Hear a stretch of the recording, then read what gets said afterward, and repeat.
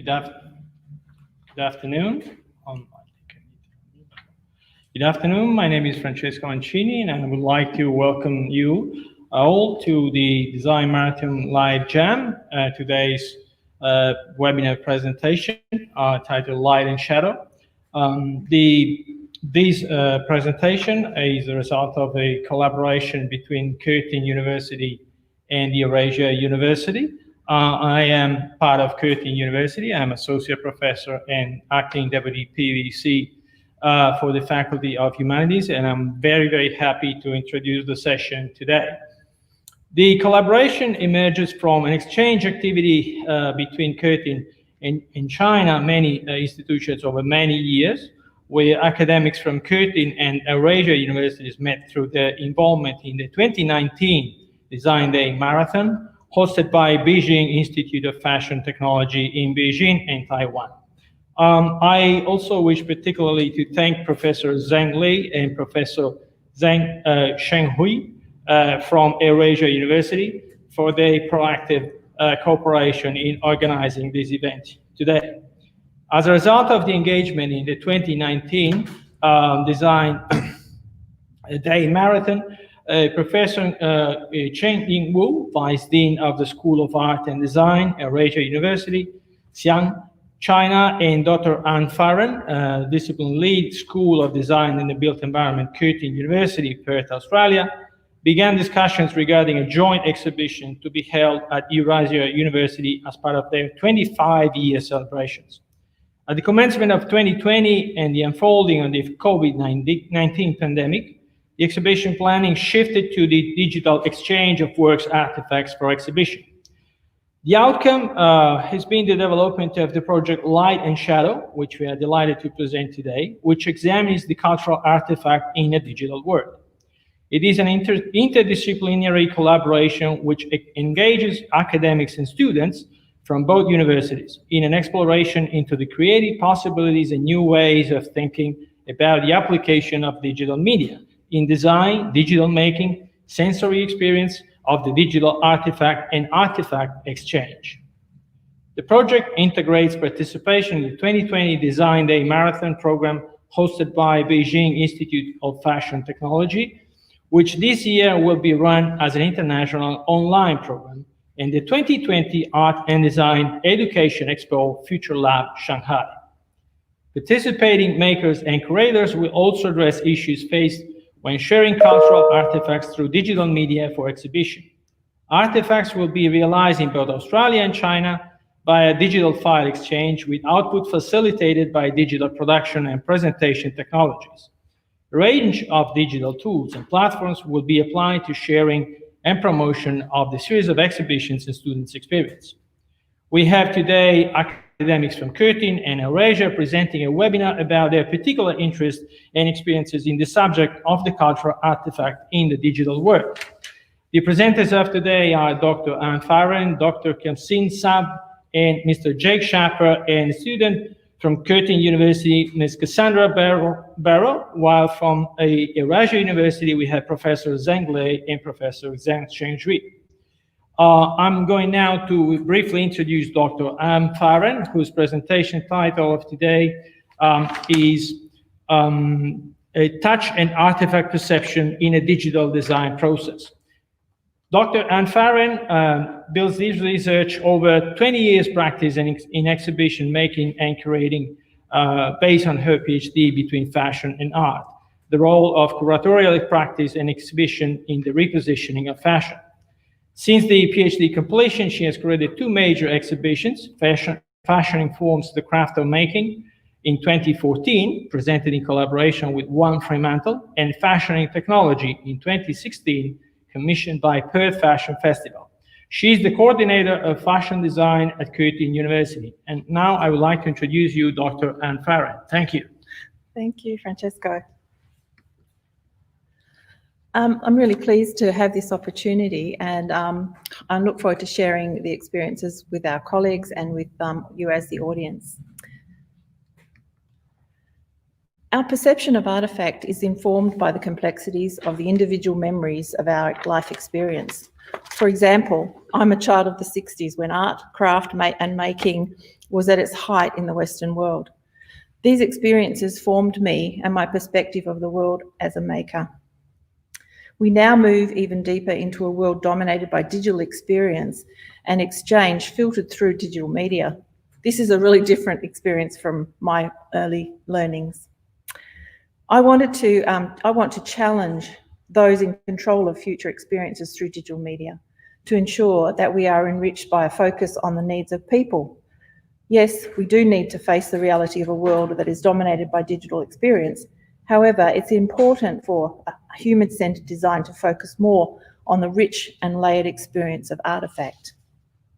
It's my cultural experience that brings me to a specific focus on reconnection with sensory experience of the artefact. Our understanding of the significance of touch is not new. Touch is a central player in the landscape of human life. As I started with touch as a foundation for our experience and perception of artefact.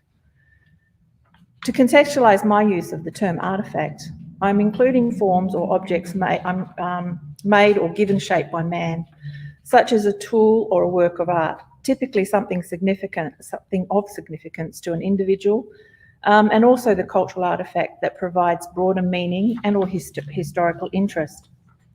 Michelangelo recognised the significance of touch to the human condition, using the touch of God to signify the act of creation in the rendering of the creation of Adam in the ceiling paintings in the Sistine Chapel in 1500s. Scientific research recognises the sense of touch to human well-being as early as the late 1800s, with the publication of William Coren's research in the Journal of Nervous and Mental Diseases.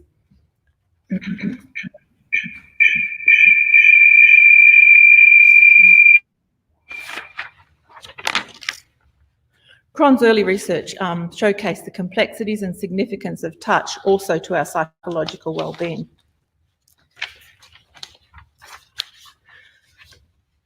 While touch is key to our perception of objects, we integrate a broader range of integrated sensory experience described as the haptic experience and understand the world and its artefacts. Kenya Hara wrote that haptic does not mean an intellectual scrutiny of objects, but an approach to creation by meticulous attending to the senses.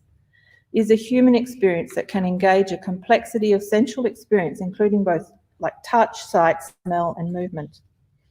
While haptic is often simply described as relating to touch, it also embraces the study of touching as non-verbal communication. Touches that can be defined as communication include handshakes, holding hands, kissing, back slap, high five, shoulder pat, brushing arms, etc. It embraces the kinesthetic sphere of movement and gesture. Haptic is key to experiencing and learning about the world around us. Haptic technology is being used to provide feedback also in the health sector.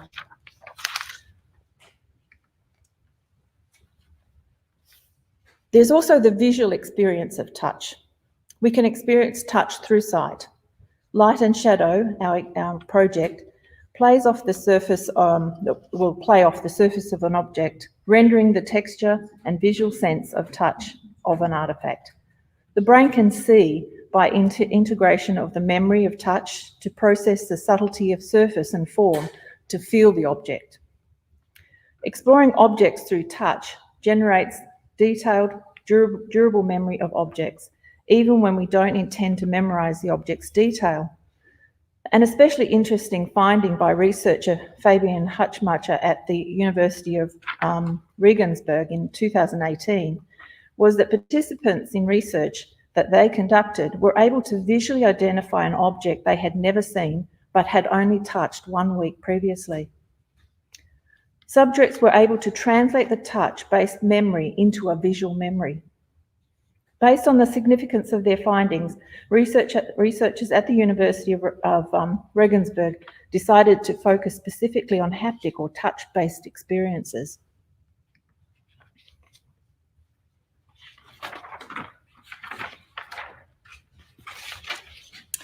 The shift to a digitally driven world and the exponential advances in technology driving that change are starting to evoke an unexpected pushback. Not because we would like less of them, but it's the increasingly invasive achievements that are leaving us feeling cold, controlled, and ironically unempathic. To reverse this slow brewing rift between technology and its human users, it's crucial to ensure that a technology works around humans, not the other way around.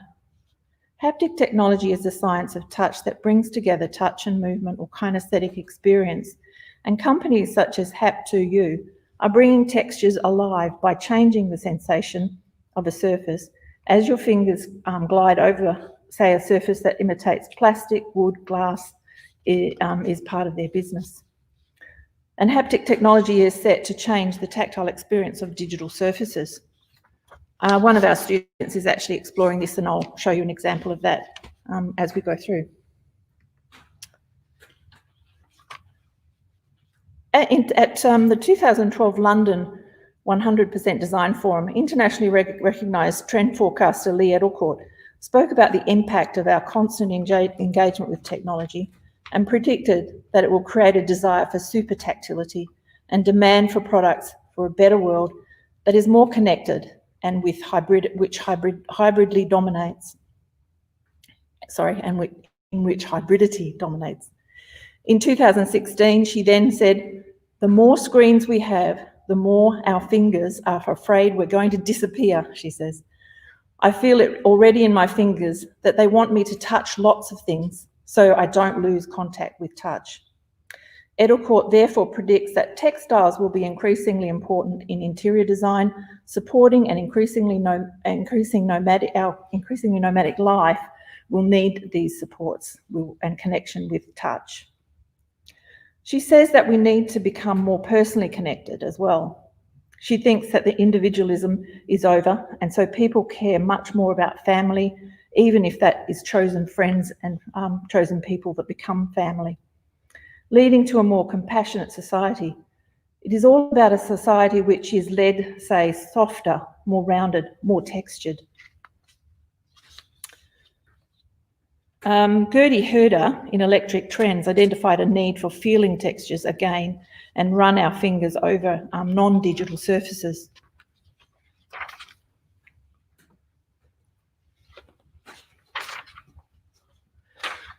So we can look at this sense of touch as a bit of a focus, and I've got a few case studies that look at enriching the digital experience of a cultural artefact through touch, transmission of sensory experience through visual mapping, connecting to those who have passed, cultural connectivity through kinesthetic experience. So just a few examples. And these are related to our Light and Shadow project. The ideas being explored through the exhibition include haptic experience in a digital world, crafting of the digital artefact, object digitization, design of artefact exhibition in a non-linear theme, non-linear time dimension, and off-world urban design in a colonised solar system. And each of our speakers today will talk a little bit more about those. One of our students who we've started working with, Arthur, has developed an app whereby he is exploring how you can enrich the experience through the digital form of a cultural artefact. So he's saying that touch is significant to this form, that we don't want to just see the visual of it. He wants to engage with what we were saying before about the haptic experience and the looking at the technologies that allow you, when you touch the surface, to actually have some kind of sensory experience of that surface. So some of these new technologies he hopes to access, or it might just hypothesize about how that might be applied to the kind of object that he has been investigating. And this comes as well from his own personal experience of living in West Africa. He's looking at the cultural forms from that experience in his life. Another student, Hayley, is looking at the transmission of sensory experience through visual mapping onto the surface. So it goes back to what I was talking about in relation to being able to visually understand what a surface is like through that, our understanding of past tactile experience, so we can map the two together. In this case, she's looking at mapping these images onto objects. In her case, she's also a fashion student, so we'll look at how that visual mapping onto the mannequin and also cloth will help us to understand and experience the object in a more haptic way, even though it's in this digital space. A past project that Qassim and I worked on with students who were looking actually at a Mars project, and in this case it was about connectivity to memory of people past in our life. In this case, it actually was about physically trying to touch or retain some of the sense of touch of that person. So she was hypothesizing about how a hand jewelry, in a sense, could facilitate the containment and experience of memory. And again, this also harks back to the haptic technologies that are currently being developed, even though she actually hypothesized this before I had seen publicly published ideas around haptic technologies. Another one that's created a little bit of furore is this Korean family who lost their child, and there was the development of a virtual experience of the child so that the parents could revisit the experience of sharing their life with a lost child. We also have cultural connectivity to that. I was talking about how we have kinesthetic experience and how important it is to that memory is connected to kinesthetic experience and touch. And this, look, the old man is drawing calligraphy into the pavement that is totally ephemeral. It will dry and pass on. But he has the memory, the experience of actually engaging in the mark making and the drawing of the letter forms. A friend also engaged in this process in an exhibition that we visited a couple of years ago in Beijing as part of Beijing Design Week. And Jared was actually tracing the letters, which again gave him that kinesthetic experience of what it is to write in Chinese. We don't understand what the letters were making, but it helped us to kind of connect with that culture and the word forms. And in the same token, he was trying to also video it at the same time. So bringing the digital and the actual haptic experience that he was having of writing together.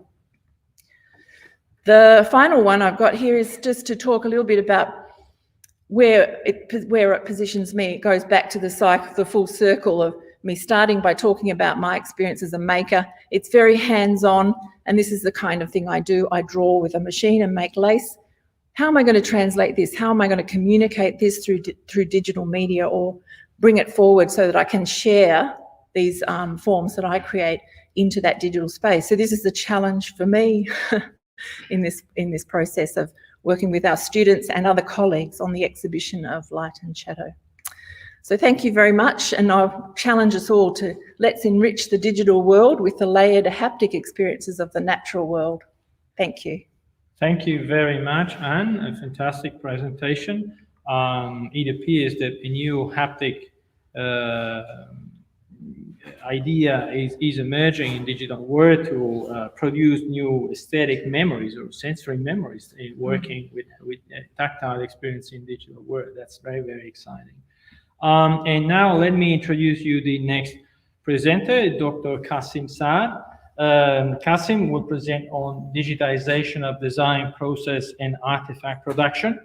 Dr. Saad is a member of Curtin transdisciplinary research team, which includes engineering, industrial design, architecture, and health sciences, working on the cross-faculty, cross-campus collaborative research project, which was recently shortlisted and forwarded to the second stage of review by Curtin Research Office. Saad's engagement in the Light and Shadow research project extends his involvement in interdisciplinary collaboration and contributes further to his theoretical work focused on the examination of design at the margins of Western orthodoxy and the understanding of design within different cultural contexts. Please, Dr. Saad. Thank you. Thanks. It's a pleasure to be here and introduce my presentation related to this project, which I'm talking about mapping the interactional or uninteractional experience.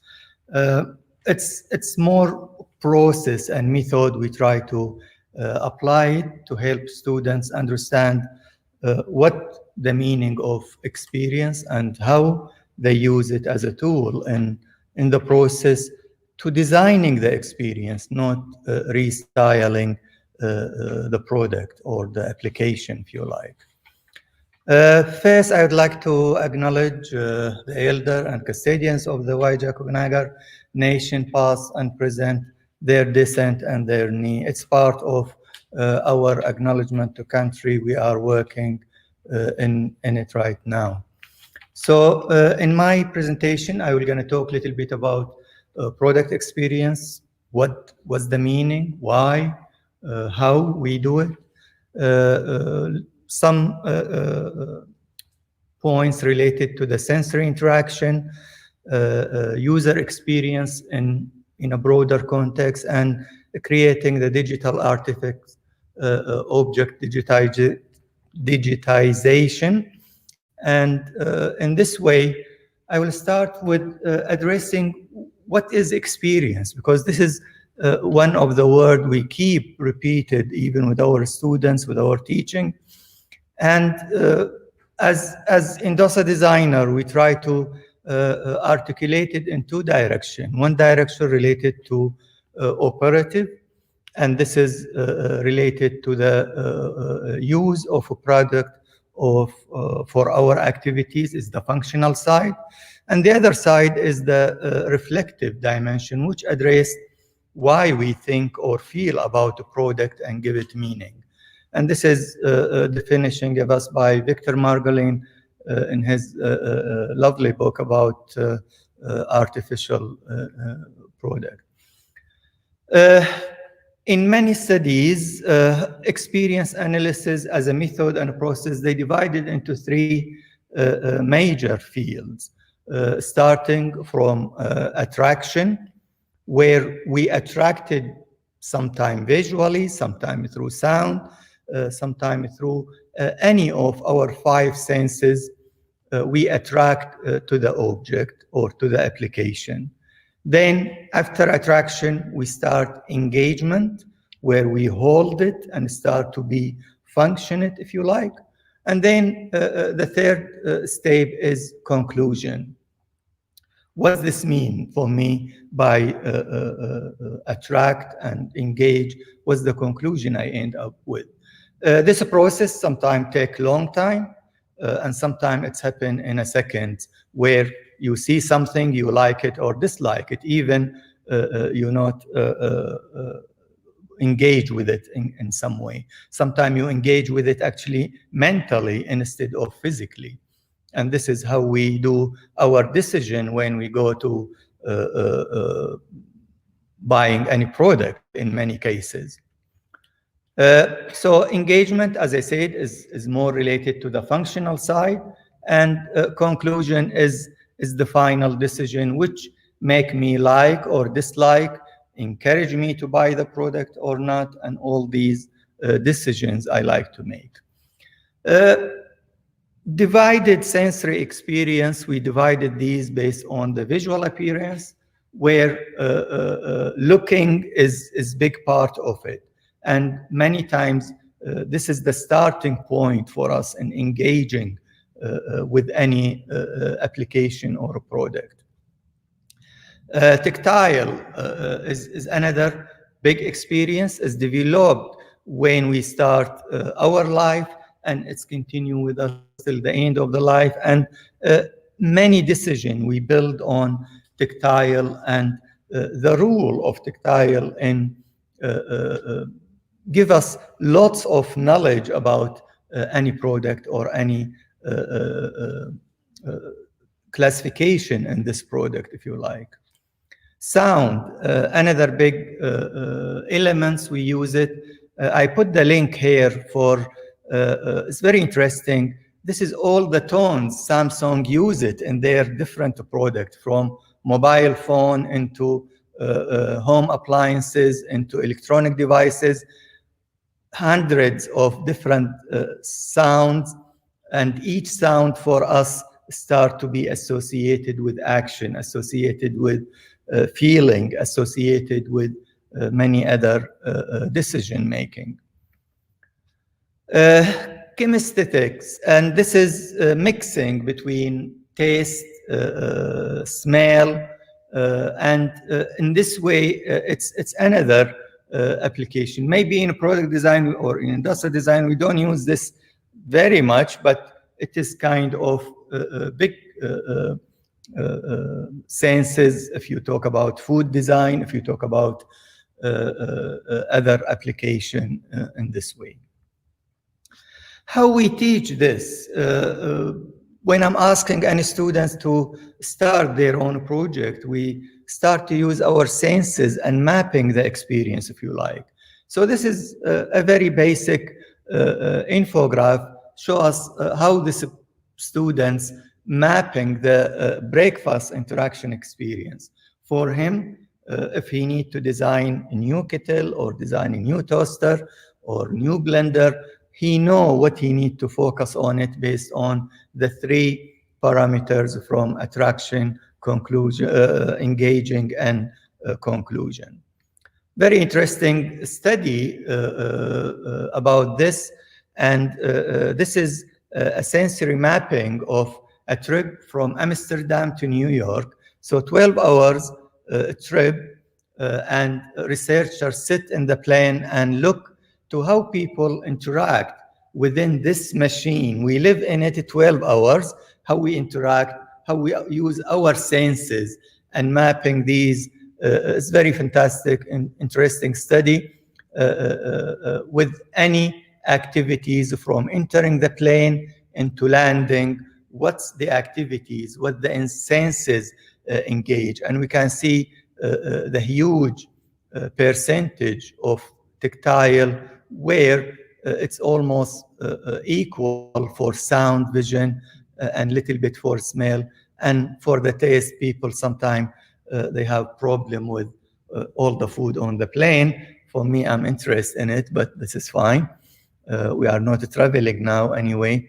This is another case study I keep introducing to my students, which is introduce how Nike Lab design their products. And we know as a massive brand, a very big brand, they rely heavily on understanding the senses and designing the senses instead of styling their products. And for them as a leading in these kind of production,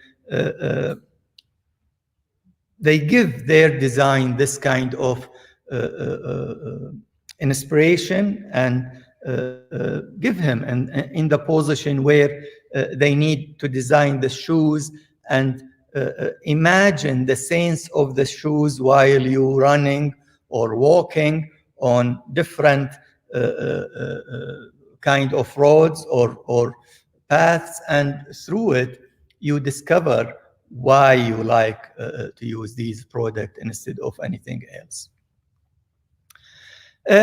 Making what make user experience, one of them is the pleasure, and how we feel about pleasure is the condition of consciousness of or sensation induced by the enjoyment or anticipation of what is felt or viewed as good or desirable.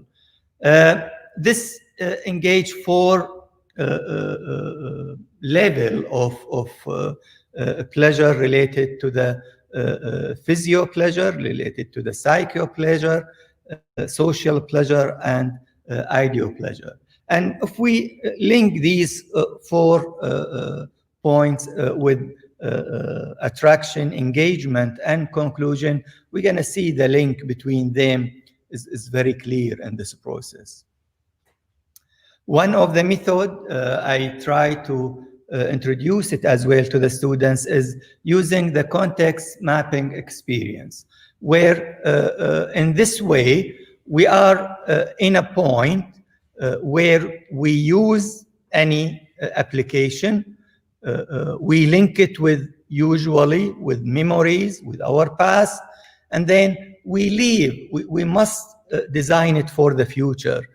And this is part of the dreams for us, how we go through this process and engage or support our knowledge to make a new design based on looking to the future in this process. So the brief I give it to the students is design a lighting unit, enhancing interactional motivation as a light source able to deliver a variety of colors and densities combined with aesthetic appearance, reaction to sensory experience. I'm a maker, so big part of the way I introduce it may be I'm more interdisciplinary, but I start to feel the importance sometime in engaging with the scientific side of all these elements in making design. And this is my point in this, and thanks you for listening to this presentation. Thank you, Dr. Saad. Very, very interesting presentation. Thank you for highlighting this particular connection between the different aspects of the experience, in particular the operative, the reflective, introducing also the imaginative experience that you need to have when you design. And it was very, very insightful to see how the notion of mapping is crucial to trace a relationship between these paths to approach design, a successful design. So now I'm pleased to introduce you Professor Zhang Hui from Eurasia University. And I would like to apologize in advance for any incorrect pronunciation of names.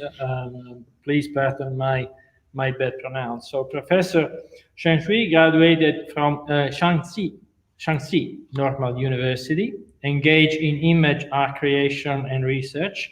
He's currently the Director of Digital Media Art in Xi'an, Eurasia University, and Deputy Secretary General of Shaanxi University Photography Association. Professor, sorry, I think I've introduced Professor Zhang Hui, but I think that we had Professor Zhang Le first. So I'm sorry, and again, my apology. I will introduce Professor Zhang Le, who is the next presenter. Professor Zhang Le graduated from École Nationale Supérieure des Beaux-Arts de Paris. I can pronounce these a little bit better than the Chinese names, and has been engaged in multimedia art creation and research. He's currently the head of the Digital Media Art Department of Eurasia University and the head of IXDA, International Interaction Designers Association, Xi'an branch. His works have been selected for the Los Angeles Art Fair, Paris, White Nights Art Festival, and have been exhibited in the United States, France, Germany, Korea, and other places. So let's welcome Professor Zhang Le, who will present on design of artifact exhibition in a non-linear time dimension. Please, Professor Le.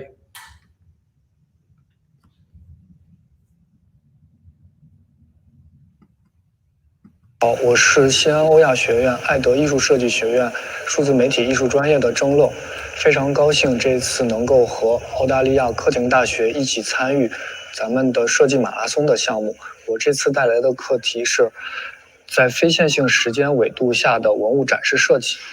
文物是人类在历史发展过程中遗留下来的遗物遗迹，是人类宝贵的历史文化遗产。文物对于人们认识自己的历史创造力，揭示人类社会发展的客观规律，认识并促进当代和未来社会发展具有重大的意义。文物及其背后的文化被数字化保留，能否完整的呈现其背后的意义，以及未来的历史记忆又如何呈现，是我们这次课程关注的重点问题。刚才的论述可能有点抽象，我先给大家带来一个例子。大家一定都知道旅行者黄金唱片，这是一张于1977年由 NASA 发射的随2艘旅行者探测器到太空的唱片。唱片内收录了用于表述地球上各种文化及生命的声音和图像，以期待在宇宙中有外星智慧能够发现，这是当事人制作它的目的。但是其自身的形式更相当于一个时间胶囊，它的意义在于我们如何把人类的历史展示给未来的人看，而这张黄金唱片就相当于1977年生产的文化产品，也就是我们所说的文物。黄金唱片是以当时的技术将历史呈现给未来，那么在我们的条件下如何做这件事呢？这就需要讨论我们刚才提到的3点内容：一是历史故事与多线叙事，2是多维度观察与试点问题，3是数字材料与增材制造。当我们在讨论叙事的时候，我们讨论的是叙事如何能够使观者进入我们要呈现的内容中。这里要注意的是叙事者的角度与身份，就比如说我们是要以第一人称叙事还是以第三人称叙事，这2种叙事方式给观众呈现的内容是完全不同的。其中还有一个比较重要的是时间问题，比如说我们在叙事的时候是采用正叙的方法、倒叙的方法还是插叙的方法，这都会给同样的内容以不同的体验。当然，当我们讨论叙事的时候，还要注意的是宏观历史和个人历史的区别，因为它们带来的情感因素是不同的。比如说戈达尔在拍电影史的时候，本身电影史是一个宏大的历史叙事，然而戈达尔在拍摄的时候则使用一个个人视角来把电影史串联起来。戈达尔在讲述自己拍摄这部电影的经历时就曾经说过，讨论电影史对他来说是一部个人自传性的小说。第二个问题是视角问题，视角是和叙事本身相结合的，能够给我们更多的维度去了解事物的不同侧面。在这里面，一个很重要的问题是，我们在现有的数字条件下、数字技术下是如何观看的？数字技术给我们带来的新视角是什么？这里我再给一个例子。德国生物学家给了我们一个生物行为学的案例，这里给的例子是人、狗和苍蝇对同样一个空间的不同的视域的差异。数字成像能带来的新的视角，我这边也给一个新的案例。这里给大家看到的是人类脑部的图像，不同的图像是由不同的技术来呈现出来的，比如说有解剖图、血管造像图、光谱图、功能造像图等。这些图像是我们平常通过肉眼无法观测到的，必须通过设备才能察觉。然而每一种观测方式都带来的问题是只有一种功能跟角度的呈现，然而数字技术能把这些不同的功能跟角度结合在一起，形成一个人类脑部功能的完整造像图，也就是这里展示的最后一张图。这种视角是我们之前的技术完全无法达到跟呈现的。最后一个问题是材料的问题，材料的问题的重点是如何呈现的问题。就像最早的案例中提到的黄金唱片，当时的技术是以唱片的形式来承载其内容，那么在我们新的技术条件下，我们使用什么方式来承载内容呢？这里给大家展示的。大家好，我是西安欧亚学院艾德艺术设计学院数字媒体艺术专业的郑乐，非常高兴这次能够和澳大利亚科廷大学一起参与咱们的设计马拉松的项目。我这次带来的课题是在非线性时间纬度下的文物展示设计。文物是人类在历史发展过程中遗留下来的遗物遗迹，是人类宝贵的历史文化遗产。文物对于人们认识自己的历史、创造力，揭示人类社会发展的客观规律，认识并促进当代和未来社会发展具有重大的意义。文物及其背后的文化被数字化保留，能否完整的呈现其背后的意义，以及未来的历史记忆又如何呈现，是我们这次课程关注的重点问题。刚才的论述可能有点抽象，我先给大家带来一个例子。大家一定都知道旅行者黄金唱片，这是一张于1977年由 NASA 发射的随2艘旅行者探测器到太空的唱片。唱片内收录了用于表述地球上各种文化及生命的声音和图像，以期待在宇宙中有外星智慧能够发现，这是当事人制作它的目的。但是其自身的形式更相当于一个时间胶囊，它的意义在于我们如何把人类的历史展示给未来的人看，而这张黄金唱片就相当于1977年生产的文化产品，也就是我们所说的文物。黄金唱片是以当时的技术将历史呈现给未来。那么在我们的条件下，如何做这件事呢？这就需要讨论我们刚才提到的3点内容：一是历史故事与多线叙事，2是多维度观察与试点问题，3是数字材料与增材制造。当我们在讨论叙事的时候，我们讨论的是叙事如何能够使观者进入我们要呈现的内容中。这里要注意的是叙事者的角度与身份，就比如说我们是要以第一人称叙事还是以第3人称叙事，这2种叙事方式给观众呈现的内容是完全不同的。其中还有一个比较重要的是时间问题，比如说我们在叙事的时候是采用正叙的方法、倒叙的方法还是插叙的方法，这都会给同样的内容以不同的体验。当然，当我们讨论叙事的时候，还要注意的是宏观历史和个人历史的区别，因为它们带来的情感因素是不同的。比如说戈达尔在拍电影史的时候，本身电影史是一个宏大的历史叙事，然而戈达尔在拍摄的时候则使用一个个人视角来把电影史串联起来。戈达尔在讲述自己拍摄这部电影的经历时就曾经说过，讨论电影史对他来说是一部个人自传性的小说。第2个问题是视角问题，视角是和叙事本身相结合的，能够给我们更多的维度去了解事物的不同侧面。在这里面，一个很重要的问题是，我们在现有的数字条件下、数字技术下是如何观看的？数字技术给我们带来的新视角是什么？这里我再给一个例子。德国生物学家给了我们一个生物行为学的案例，这里给的例子是人、狗和苍蝇对同样一个空间的不同的视域的差异。数字成像能带来的新的视角，我这边也给一个新的案例。这里给大家看到的是人类脑部的图像，不同的图像是由不同的技术来呈现出来的，比如说有解剖图、血管造像图、光谱图、功能造像图等。这些图像是我们平常通过肉眼无法观测到的，必须通过设备才能察觉。然而每一种观测方式都带来的问题是只有一种功能跟角度的呈现，然而数字技术能把这些不同的功能跟角度结合在一起，形成一个人类脑部功能的完整造像图，也就是这里展示的最后一张图。这种视角是我们之前的技术完全无法达到跟呈现的。最后一个问题是材料的问题，材料的问题的重点是如何呈现的问题。就像最早的案例中提到的黄金唱片，当时的技术是以唱片的形式来承载其内容，那么在我们新的技术条件下，我们使用什么方式来承载内容呢？这里给大家展示的是艺术家邵志飞于1994年创作的金牛的这件作品。这件作品中第一次使用了 VR 技术在艺术创作中，他所使用的这种展示方式带来了一个新的视觉体验，这也是我们将要在这个课题中思考的问题：新的数字材料如何给内容带来新的形式。3维的增材技术 3D 打印中所使用的增材技术也是我们目前常用的数字技术之一，但是这种增材技术它本身背后的逻辑到底是什么？它所带来的新的形式有没有比之前有更多的进步？我这里给大家再看2个案例，一个是使用 3D 打印技术制作的作品，另一件是使用传统的陶艺技术制作的作品。大家可以看到这2件作品的创作者的创作目的是类似的，他们都在思考色彩混合的问题，然而在不同的技术条件下所呈现的形式是完全不同的。这便是我们所讲材料时希望思考的问题。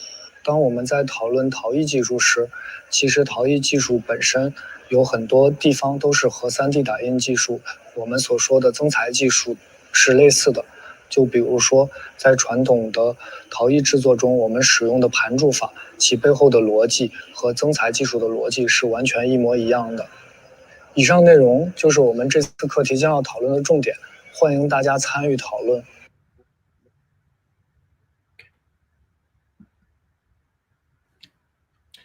Thank you very much, Professor Zheng Li, for this very, very interesting presentation and this research around recollecting in different ways through a non-linear pathway all the experiences necessary to grasp the full meaning of experience with objects in many ways and in many histories.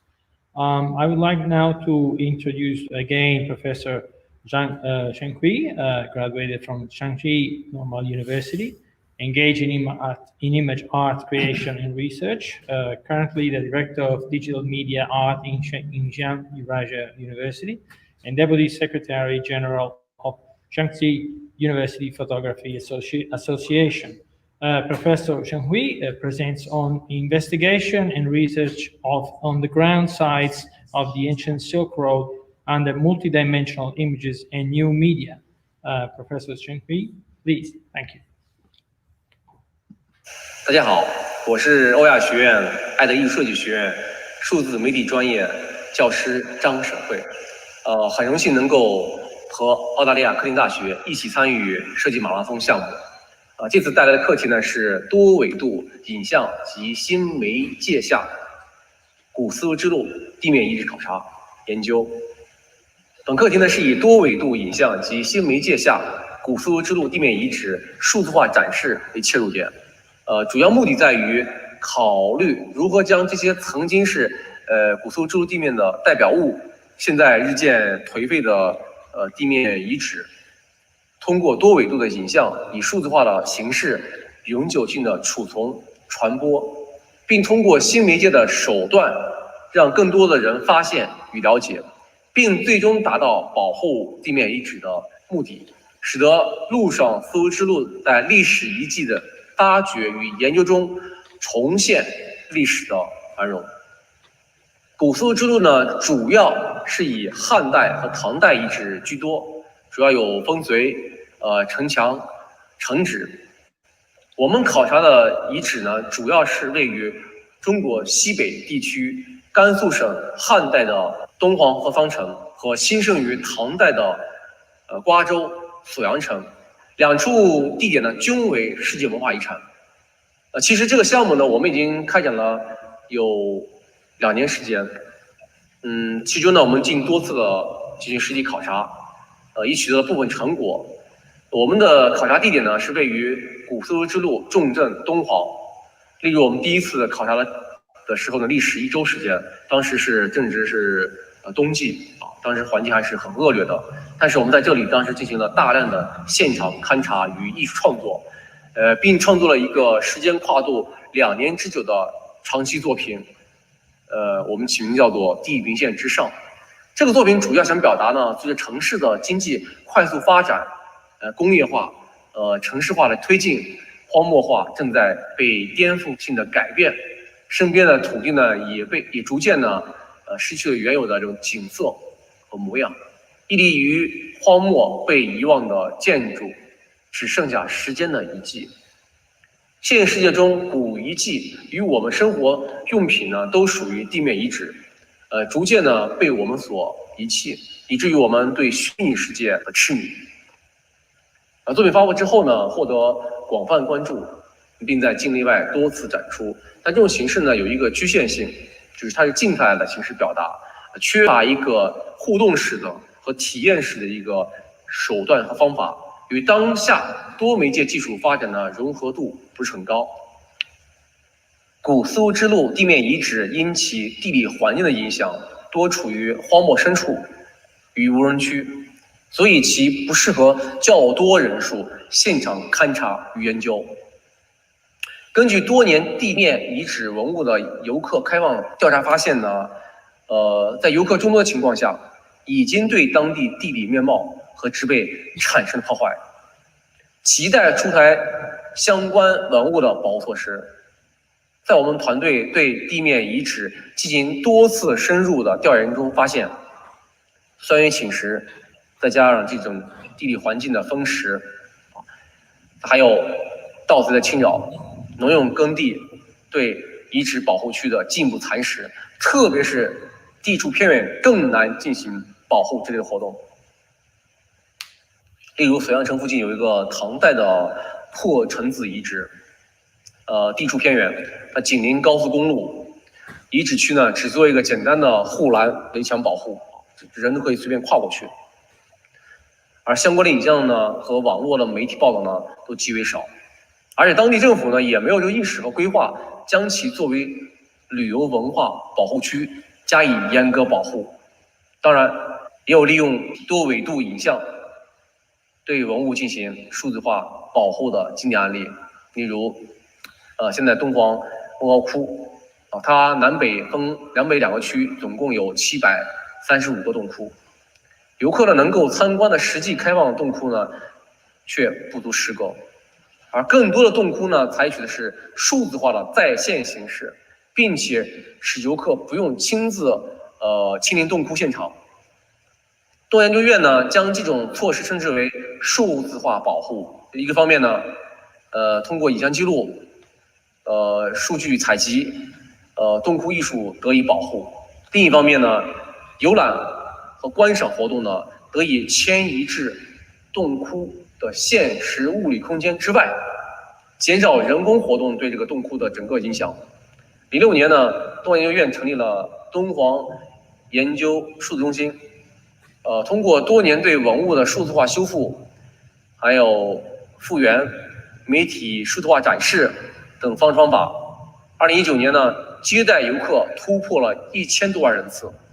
通过案例我们看到呢，这种数字化保护不是说是限制了游人去这种实景去参观，反而是有更多的人去参与和体验，这种地面遗址带给我们的感受。我们的项目呢，通过多维度影像及新媒介、虚拟现实、VR 等技术，再现丝绸之路城市遗址面貌和复原2000多年前本来的面貌。通过现代数字技术的这种辅助，3维立体再现文物的信息，分析不同历史阶段中的变化，用影像记录的手段去探求谜一样的这种地面遗址。在项目中呢，我们研究方法呢，主要有以下几点：以多维度影像及新媒介为技术支持，在对古地面遗址考察的结果基础上，对遗址原貌进行初步的影像复原，撰写考察记录与调研报告，以历史文献及考古成就为资料参考，结合3维扫描与图像影像后期技术，在历史的纬度中重现古地面遗址在历史中的变化与演进历程。通过相关数字复原，让更多不同地域、不同肤色、不同文化的人，通过直观的影像技术感受古地面遗址所体现的人类文化遗产。通过数字化的形式，如何将古地面遗址有效的保护与传播，并最终能够在博物馆、美术馆、公共空间、网络媒体等数字化展示，以及通过文物的保护和合理的商业用刑，促进地面遗址所在偏远地区的经济发展。以上内容呢，是这次课题所要讨论的重点，欢迎大家参与讨论。Thank you very much to Professor Zheng Hui for this precious insight about how digital technologies and virtual reconstruction can help assisting in experiencing heritage places, even in remote locations, augmenting the experience. Very, very interesting, insightful presentation. Thanks. And now it is my pleasure to introduce the last presenters of this session, Mr. Jake Schapper, and who worked on this project with Ms. Cassandra Barrow. So Jake Schapper holds a degree in urban and regional planning from Curtin University. And this project contributes further to Jake's research interest in producing and sharing cultural artifacts in a physical form across the solar system. He's been involved in running 15 international study tours that range from design and build India to academic rubbernecking in Japan. Jake works in both academia, mainly in the areas of urban design, professional ethics, and community engagement. Cassandra Barrow is a graduate from Curtin University in urban and regional planning, who now works as a planner with a local government authority in Western Australia, in Perth. So thank you very much, Jake, for being with us, and it is now for you to present. Thank you. Thank you, Francesco. Hello, everyone, and thank you for allowing us to be part of the Design Marathon. I think it's a great experience for everyone.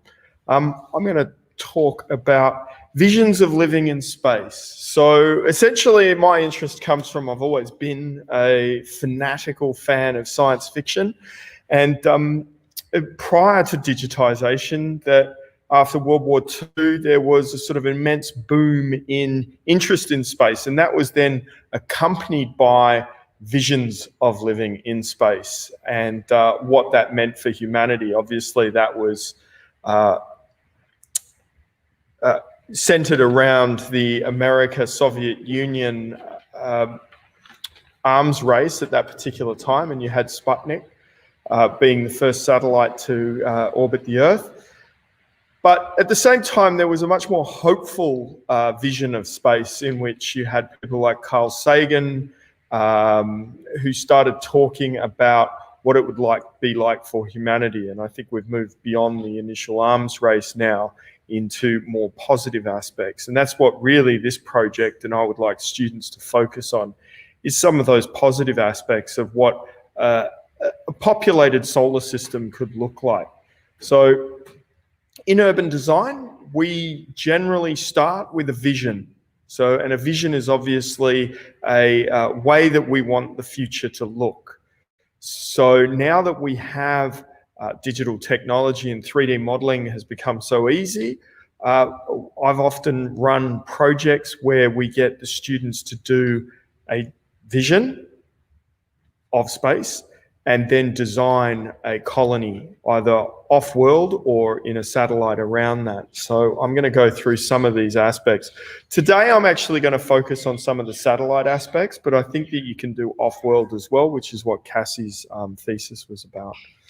So, space station colonies versus off-world colonies. And looking at the aims and the habitat possible in those is one of the key components here. So I'll go through a little bit of some of that stuff now. Long-term space station. Now, there are two options, and we know that when we look at colonization in space, because of the issues with low to zero gravity, that we do need to replicate and stimulate gravity. So two sort of main things that have come up as being viable moving forward have been the von Braun wheel, which was by von Braun, who was the chief instigator of the space program at NASA and responsible for the Saturn missions to the moon. The O'Neill cylinder is a much more recent design, which was come up by an engineer by, funnily enough, the name of O'Neill, and that's the picture that you can see here. That's an O'Neill cylinder where you get the centrifugal force generates the component of gravity that's needed that actually the human body requires. So, for example, if you experience a sort of significant blunt force trauma, our bodies are designed so that gravity will help heal with that. If you don't have gravity, it's very difficult for your body to heal. So this is the inside of, this is again not a digital picture, but rather a painted picture or vision of what an O'Neill cylinder could look like at an enormous scale. And you can see there's three components there. You've got the actual generated world, which is largely sort of Arcadian rural landscape.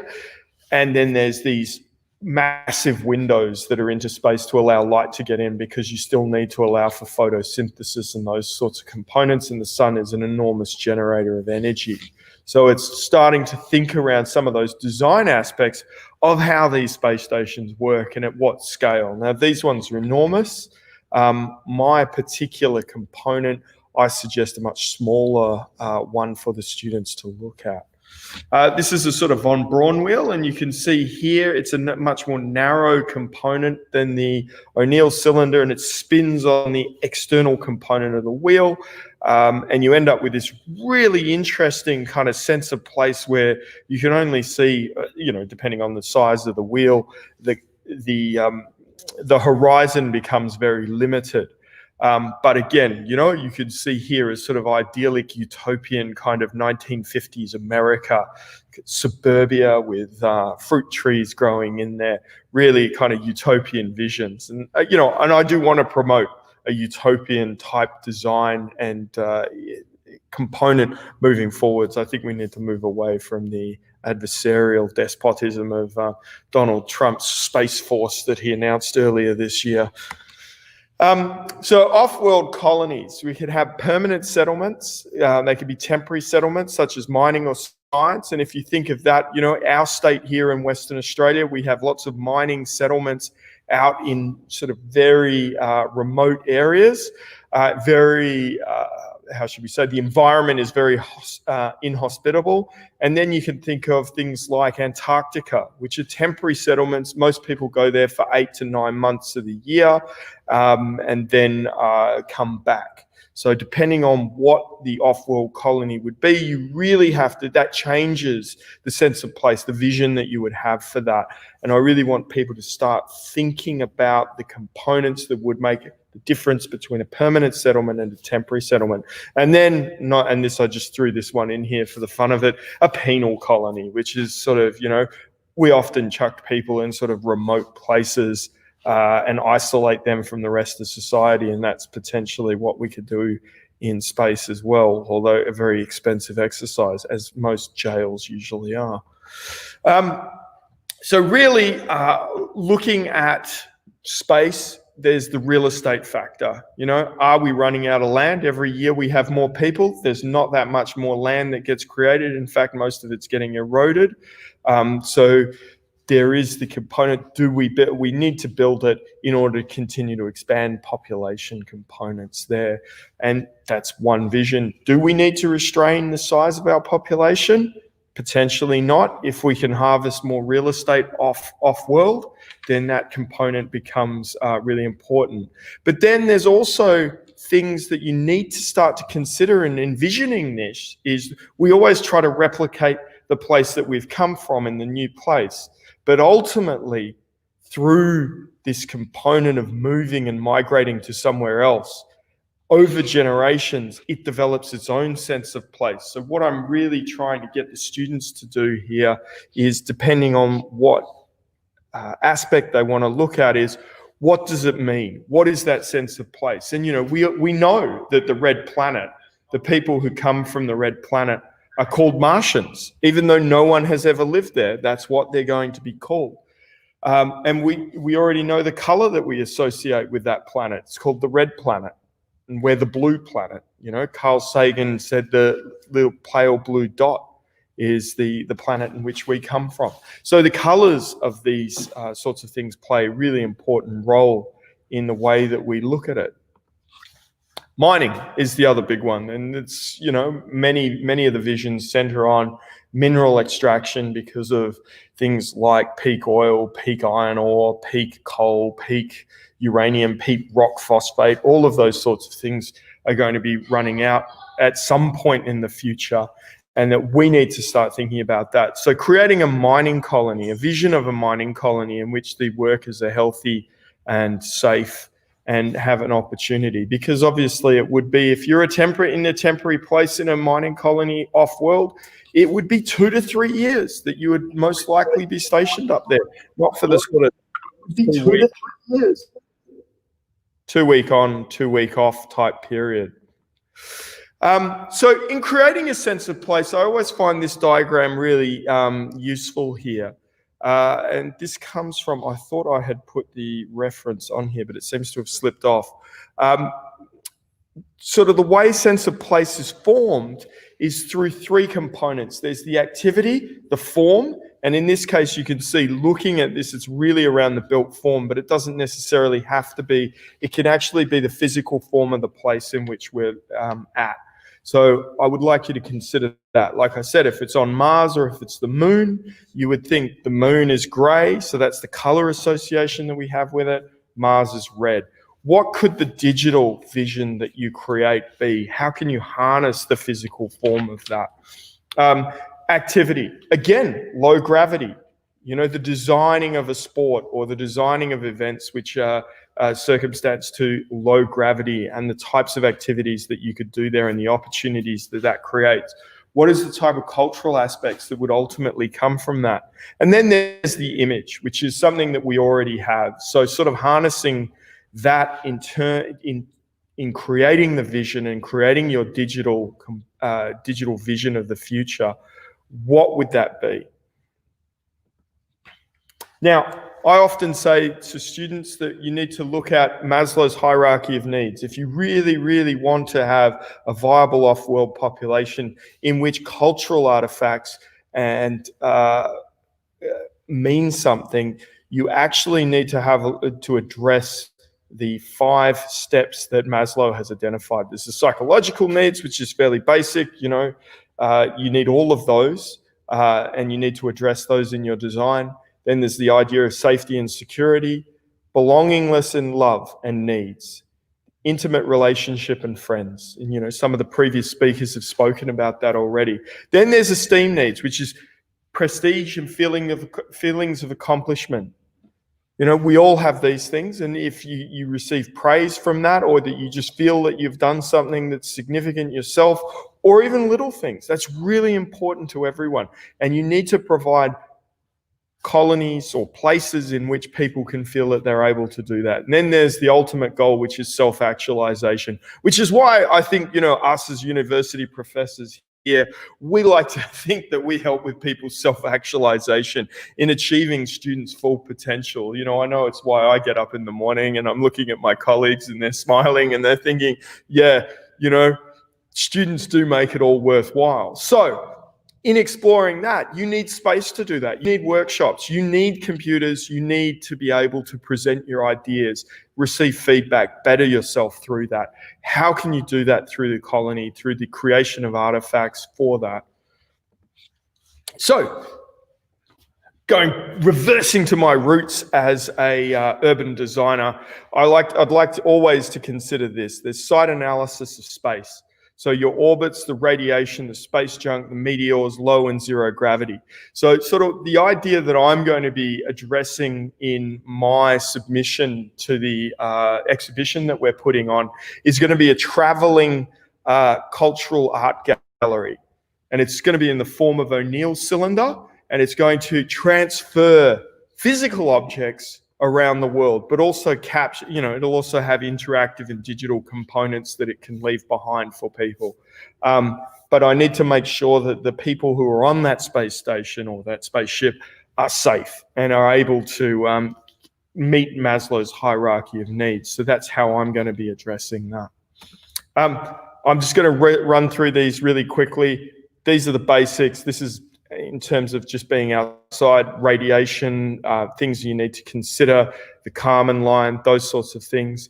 Then there's the ideas of orbits around planets, particularly Earth. Which component do you need to address?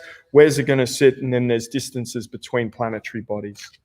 Then there's the idea of ionizing radiation and how do you get away, or how do you develop a space station that's going to protect not only you, but also things like solar flares, because you can't have digital transfer if there's a solar flare that wipes out all the data or interferes with the data between worlds.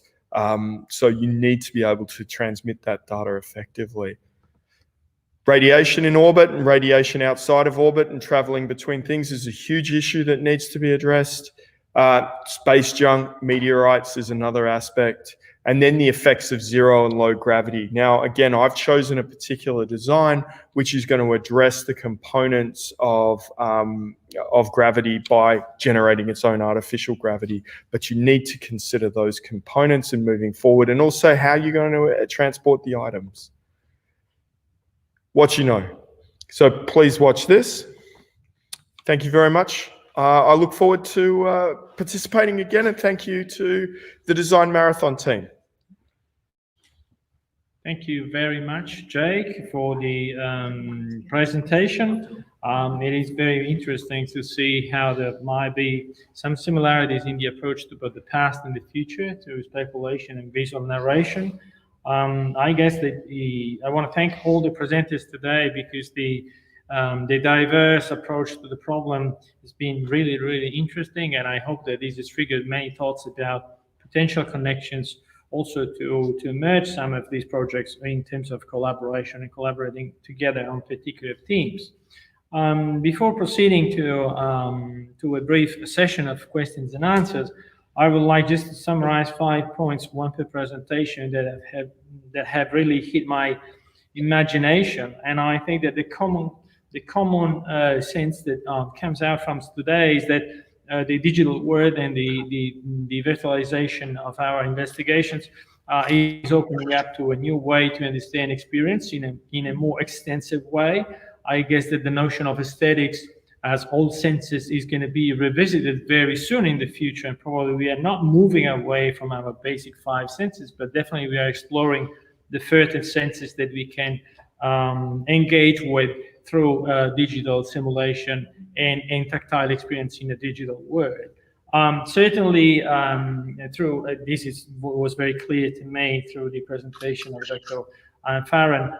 While Dr. Saad presentation has been incredibly helpful, I guess, in understanding the importance of mapping the experience in all of its forms to anticipate through design what can be the next level of experience as expanded by these new technologies. And then we have seen 2 fantastic presentations about how this process becomes non-linear in time, because digital technologies enable us to combine together, the same kind of work that we do in our memory sometimes, but in a very much a more explicit way that can help us to understand what is the potential of this new world, of interacting with the world in this new way that is, coming to us.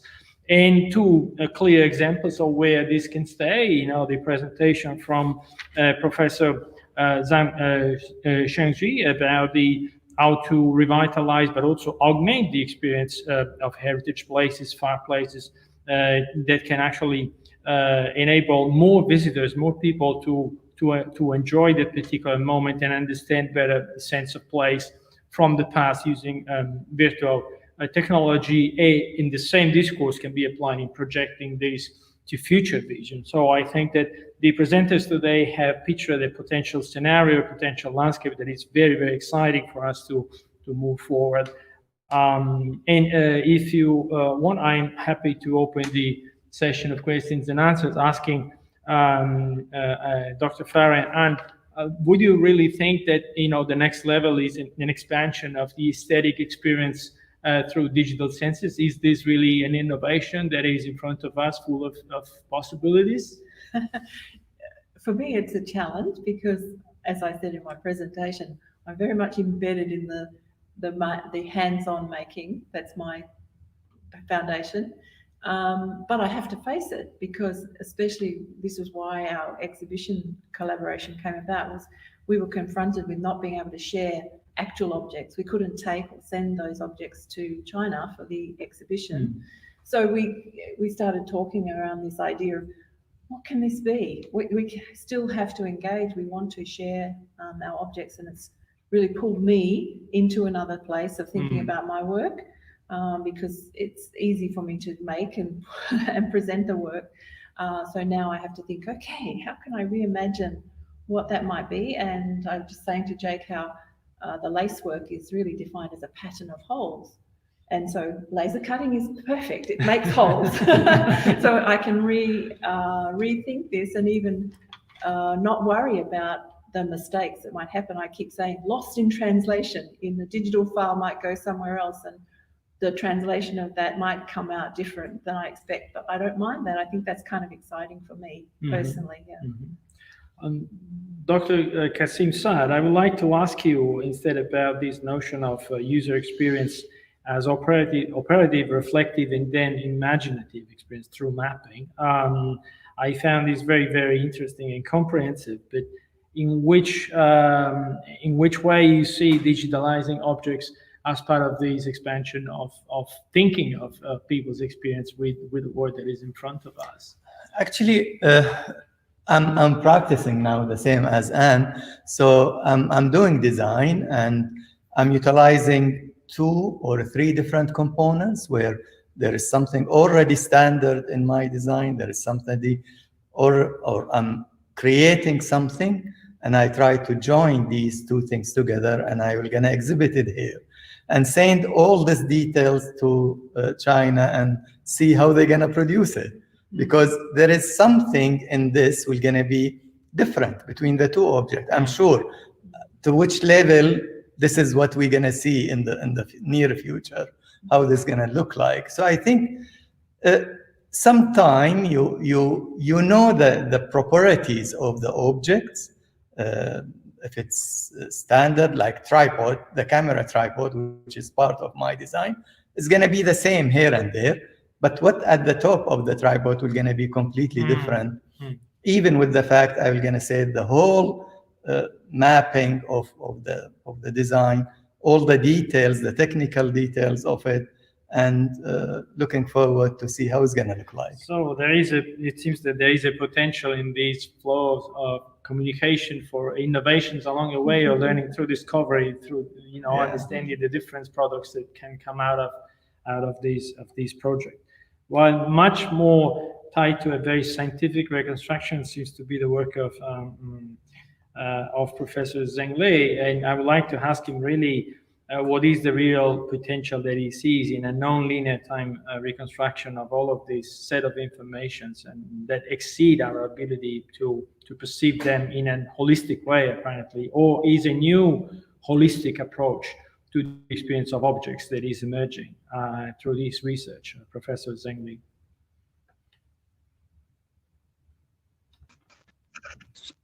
Sorry, Francesco, I have bad connection. Can you repeat the question?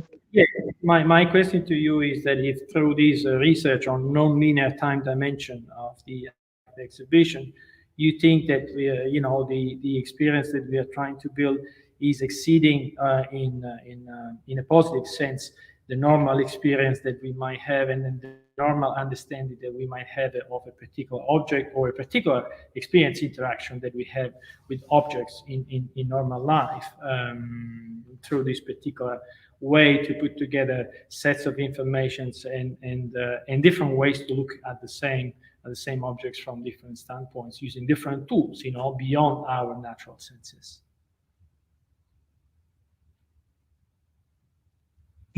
Yeah, I think it's for me it's a future of our lives, because the digital give us a new experience. It's totally different than the traditional experience. It's create a virtual world, but this virtual world is not like we understand before in the same time, like a linear thing. It's totally different. It's mixed. It's not in the same line. Sometimes.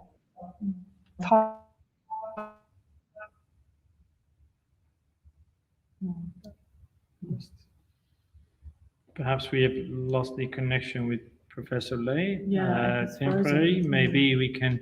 While we wait, I see we have a question from the audience. There is one question for Professor Kasim Saad. How does your cross-discipline project of UX design and lighting unit resonates with the audience in the view of humanities? But we're not totally in it. Professor Lei, we do not have a good connection with you. So maybe while you try to reconnect, I will ask Professor Kasim Saad to answer this question about how the cross-discipline project, in view of the humanities, what is the impact on that? Actually, through the whole idea of linking between the science of the senses and how we apply it in design and how our students can build on it their own scenario. So there is lots of science knowledge. We need to understand it, and it's a big part of our design process. And this could be through the investigation, through the exploration phase of the design. So outside making the object, there is the stage of research and engaging with this knowledge. And then within the project, within the process of making, we deal with the new technologies and how we're going to produce these applications, if you like. So the lighting unit, I'm building two, one for me or my own design, and one with other students. So both of them, they rely on kind of different expressions. So for him, he tried to engage with smell. He lost his smell as a person, and he's perfect case actually, because he's gonna design something to enhance this experience through using the memory. And you see behind all these, there is lots of scientific data we rely on. Thanks, Professor Saad. There is a question I believe for Professor Shenghui from Frank, who asked, how do you think the future relationship between the digital cultural restoration and the physical ones is going to be, which is a very interesting question that opens us to a new world in which research can really play a very important role. Professor Shenghui? Maybe he can answer in Chinese.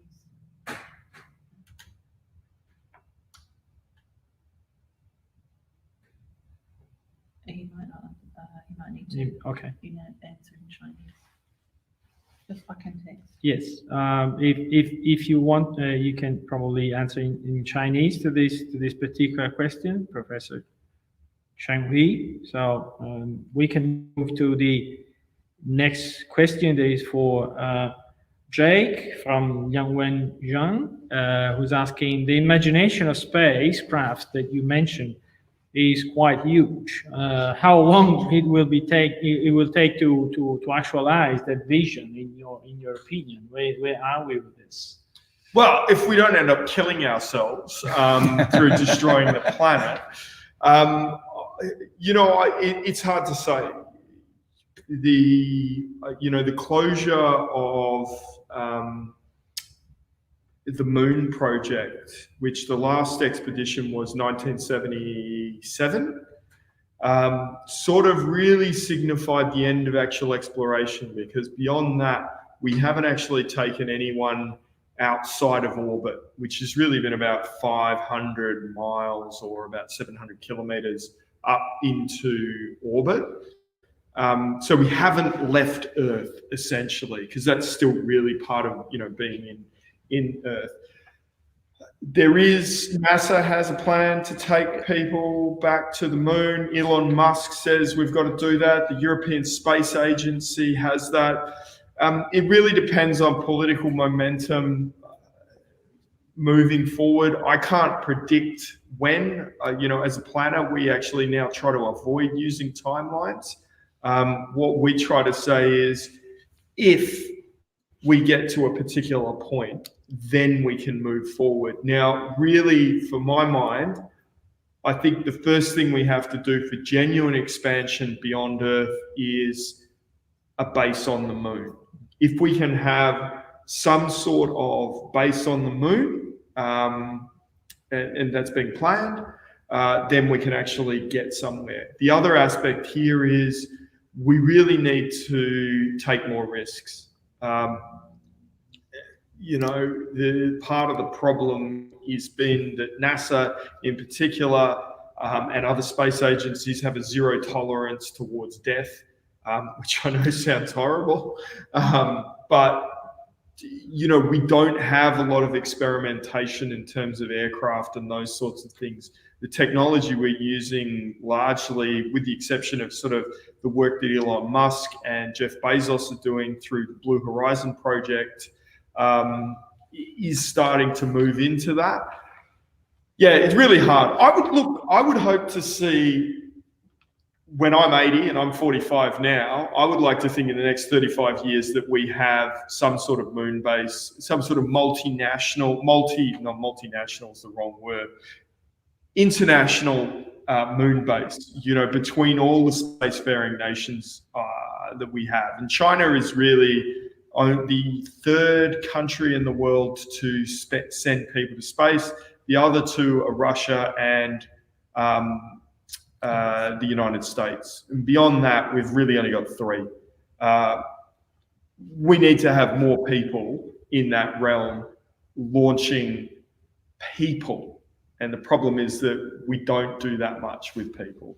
We really need to. And, you know, I mean, interestingly enough, last month was the first time that the US, since they closed down the shuttle program, put people into space. You know, they've relied on the Russians and the Soyuz rockets since then. So, you know, we've now got 3 countries putting people into space on a regular basis. And hopefully we can get that. But again, we really need that first step, which is the moon. Beyond that, yeah, it's hard to say. It remains a vision. I think that this is what we're looking for. We are looking for visions, new visions for the future. And, you know, and I truly, sincerely hope that this project of collaboration can help us shaping visions for the future. All of us. Yes. Professor can answer in Chinese, so if you... Yes, please. If Professor Zhenghui can answer in Chinese, we're happy to make space for his answer. Thank you.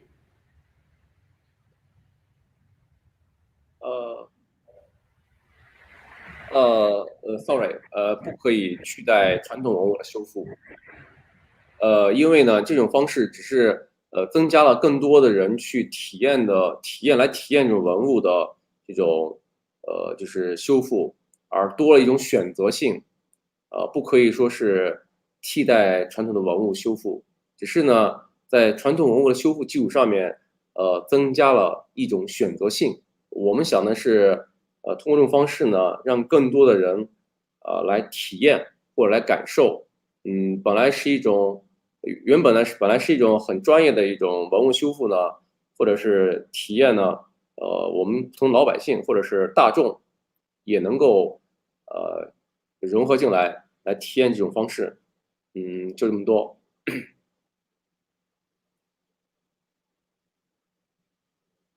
Thank you, Professor Zhenghui. We are not receiving further questions from the floor. And so I think that at this point, it's time for me to thank all the participants and Professor Zhenghui and Professor Zhenghui in particular for preparing and promoting this initiative, which is fantastic. I'm very pleased, and I've been very pleased to be invited to chair this session today for Design Marathon. It's been a great experience, and it's been fantastic for me and for us to look at your presentations. Very, very insightful presentations and great research. And we hope that we can move forward, finding more ways to interact and collaborate in the future. And I compliment everyone who's been working on this online webinar, because it's been quite successful in replacing an event that we planned very, very differently at the beginning. So congratulations in particular to Anne Farren from our side, from Curtin's side, and to Kasim and to Jake for being here today. Thanks again. And if there are no further questions, thank you very much for staying with us this afternoon. And I would conclude this session by saying we just look forward to the next occasion to work together and share our knowledge together. Thank you. Thank you. Thank you. Just wait, let's go play the video. Yeah. We're released now.